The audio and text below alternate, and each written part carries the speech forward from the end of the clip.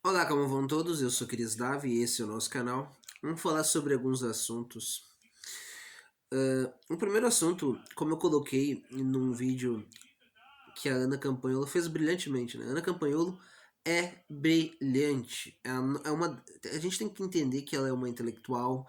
Ela faz exatamente o que o professor Olavo de Carvalho falava a respeito de tu levantar as pessoas para que elas consigam ter uma própria consciência, para que consigam pensar, para que consigam se organizar. É o que ela faz muito bem no seu município, no seu estado, que é um grande estado. Esse sim é um grande estado de direita.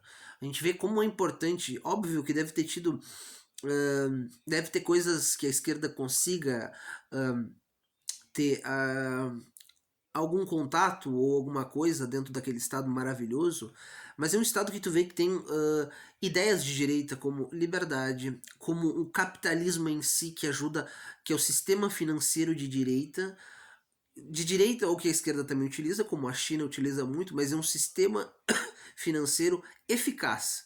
Que muitas vezes as pessoas mais pobres elas não vão ficar super ricas, mas dentro das possibilidades elas vão ter uh, condições de poder ter uma boa vida, de poder ter uma boa alimentação, de não estar sob uma esfera de subhumanidade, vamos dizer assim, como por exemplo são os estados administrados muito mal pela esquerda, petista, pessoalista, como por exemplo o Rio Grande do Norte, como por exemplo alguns estados subdesenvolvidos, até mesmo aquele estado do daquele comunista, que fazia parte o Flávio Dino, que fazia parte do PCdoB, Maranhão. Tipo, a gente vê certos lugares muito subdesenvolvidos que fica muito claro os porquês que a esquerda em si, quando está nesses estados, é tão mal administrado. Mas dentro disso tudo que eu gostaria de falar, que a Ana foi perfeita, e parabenizar ela, porque é muito bom você conseguir fazer aquilo que o professor Olavo de Carvalho falava, que o professor Olavo é um dos maiores filósofos, é um pensador muito incrível. Uh, mas aquela coisa do que a gente vê na linguagem, né? Muitas vezes a gente vê que muitas pessoas acabam aceitando e aderindo a termos impostos por militâncias como o transativismo. E a gente vê isso dentro de muitas leis que são colocadas e configuradas para que suscetibilidades de pessoas trans não sejam entre muitas aspas, atacadas, quando o que está sendo atacado é o ser mulher, a essência em si do que é mulher, de todas as características em si que são amplamente apenas da mulher. E tu vê que é só a mulher que é atacada em si. Porque a gente vê que pessoas trans que são mulheres que querem parecer homens não vão. Primeiro, não vão discutir assuntos de homem. Ou perspectivas dentro ligada a perspectivas de homem. Depois não vão ir de forma maciça em lugares específicos para homem, esportes e lugares que o homem em si frequenta e não estão dentro, não estão inseridas essas pessoas trans dentro do ambiente de um homem. Tipo, porque não entra. Só que de mulheres querem entrar nisso, sabe por quê? Porque a gente vê que a gente tem um feminismo radical que nisso eu respeito muito elas, embora eu não concorde com um monte de coisas das feministas radicais, mas pelo menos elas não querem que esse campo seja. Porque, querendo ou não, isso acaba sendo um apagamento da mulher. Tipo, a mulher acaba perdendo seus espaços, seus assuntos e seus temas que elas têm todas as propriedades. A gente não vai partir do pressuposto da esquerda que dá uma ideia de que, tem um lugar de fala, então determinado grupo, somente determinado grupo pode falar. Tipo, não é bem assim que aquela. Eu acho que é uma. Não sei se é uma filósofa brasileira, uma mulher que colocou isso, que colocou essa tese, tipo, ela colocava isso pro que, de preferencialmente, pessoas de determinadas. Que estão ali suscetíveis a determinado nicho, têm mais propriedade para falar a respeito do que passam, que eu não concordo, mas se a gente se utiliza dessa máxima, pessoas transexuais não podem falar a respeito do que é ser, do biológico, do natural em si, das vivências, de toda a estrutura em si do corpo, de, sei lá, aí vão falar, às vezes falam sobre determinados problemas de saúde, ou síndromes, ou determinadas variações em si, que não são é algo que foge muito da regra, algo muito específico e algo que, mesmo se a gente for analisar, dentro daquelas síndromes, tem uma determinada síndrome que, mesmo tendo essa síndrome, a pessoa é homem ou mulher e vice-versa. Então, não dá para aceitar termos e não dá para aceitar a linguagem desse povo. Porque uma vez você aceitando a linguagem desse povo, isso vai sendo impregnado. Como aquela coisa que eu não aguento mais ver de pessoa. Homem cis, mulher cis. Tu vê que pro homem e a mulher natural, eles têm que se auto.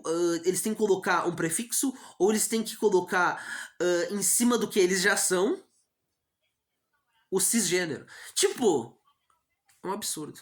É uma palavra latim que é do outro lado, só para que se possa fazer uma separação da perspectiva dessas pessoas, de que existe mulher trans e homem trans, aí para que não fique muito ofensivo para eles, porque eu vou falar, ela é uma mulher. Eu vou ter que falar mulher cis ou homem cis, mas tu vê que eles sempre mexem com a mulher. E aí a mulher não tem que dar validação para movimentos feministas. Aqueles movimentos interseccional, o liberal. Esses movimentos eles dão brechas e abrem as portas para que o transativismo, que é dogmático, eu acho curioso. Esse pessoal fala da igreja, mas eles têm dogmas piores que a igreja.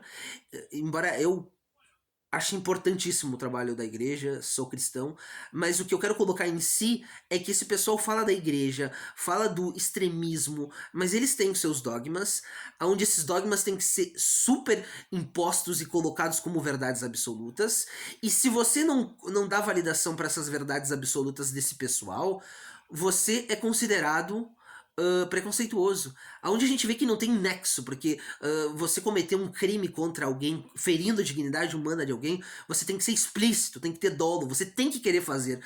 Agora, você estar debatendo, colocando a verdade como ela é, não pode ser colocado como algo ilícito, é um absurdo por si só. Embora a gente tá vendo que muitas causas, como da feminista radical Cepa, foi considerado que ela não cometeu nenhum ilícito, da própria veterinária em Brasília também, mas a gente vê que pessoas como, por exemplo, Erika Hilton, se utiliza do aparato estatal para perseguir pessoas buscando acabar com a vida dessas pessoas. Isso é um absurdo em si. Parabéns para Ana Campanhola. Eu aprendo demais, é muito bom tu absorver um conteúdo tão bom, até porque ela era uma das grandes alunas do professor Olavo de Carvalho, é algo assim muito bom e é aquela realidade. Tu vê a caderneta desse atual desgoverno querendo colocar que pessoas que gestam. Pessoas que gestam numa perspectiva do quê? De apagar a mulher, de colocar aquelas pessoas que são não binárias, tipo, que se identificam tanto como homem ou mulher, mas em si são mulheres, porque tem as características e todas os componentes para poderem ter filhos, só que querem, ou para pessoas trans, que é uma mulher que quer parecer visualmente um homem. Então é mais ou menos isso. Parabéns, Ana Campanholo. E a gente vê, não admitam os termos e as perspectivas desse pessoal. E por último, não menos importante, é o Flávio Bolsonaro, que foi algo assim muito bom o que ele fez, apesar da gente ter muitas discordâncias e muitas coisas que por vezes acaba ferindo um pouco da nossa, da nossa dos nossos ideais que a direita tem que buscar. Foi importante a reunião dele com o Trump nessa perspectiva de que um governo sério ele tem que lutar para que os seus cidadãos não fiquem à mercê do crime, porque do crime organizado, porque é algo assim muito ruim, o tanto de pessoas inocentes, de pessoas que perderam suas vidas de forma assim tão triste pela insegurança, pro nosso país está nas mãos do PT e da esquerda, que são campeões em defender crime.